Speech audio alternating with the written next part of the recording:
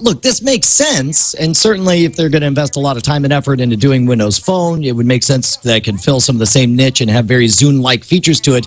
But you got to realize massive success with Apple continuing to make iPods to this very day. Music players are far from dead, and you and I were talking about this earlier, Tom. You saw this as like, well, this isn't just the death of Zune, it's the death of iPods and music players. Yeah, exactly. I mean, I think that Microsoft's doing exactly the right thing, and I actually got a chance to talk to Paul Thurrott on Windows Weekly about this when Leo was out. Zune is a good brand, and even if they change the name, that team can continue to take what they've learned from Zune. But the idea of making a standalone device, I think that ship has sailed. Not that nobody will make them. We'll continue to see iPod Touches, and I think we'll continue to see iPod Shuffle type devices from a wide variety of manufacturers, but that's not the game to be in right now. Well, I would have agreed with you 3 months ago. It was obvious to me that, like, if there, what's smaller than an iPod Nano and an iPod Nothing when it's built into my iPhone automatically.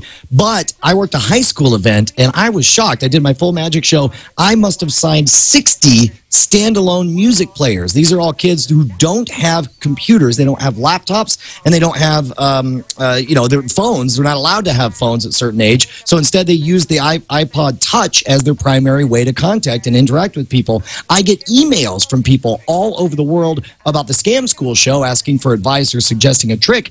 All of them at the bottom say, "Sent for my iPod Touch." I think there's a very robust market for music players, and I think for whatever reason they undermarketed. How many Zunes did you sign? Well, and that's just it. And obviously, there's a reason that the Zune is dead. How many Creative Labs did you sign? It's a bummer because the Zune HD, by all accounts, was a great device. Yeah. And I loved what Zune was trying to do with a flat fee, access to dozens of thousands of songs to explore music that you would never otherwise encounter. Which is not going away, by the way. Yes. That's the key point to take away from you.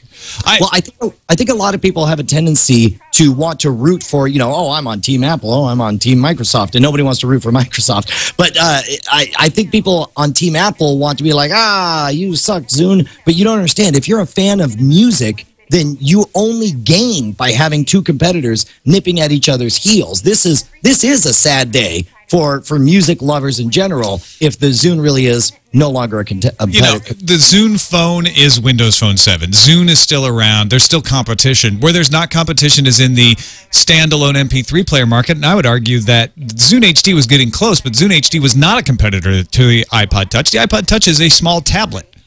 Right. But and the competitor to the iPod Touch are things like the Galaxy Tab and the BlackBerry Playbook. Right. Well, and the iPod Touch's big ace in the hole, of course, was the App Store. And when there just wasn't as many games, if you couldn't get your Angry Birds on your Zune, what was the point? I don't know, because especially with the Windows Phone having trouble now, I mean, what did we find them discounted for 99 cents?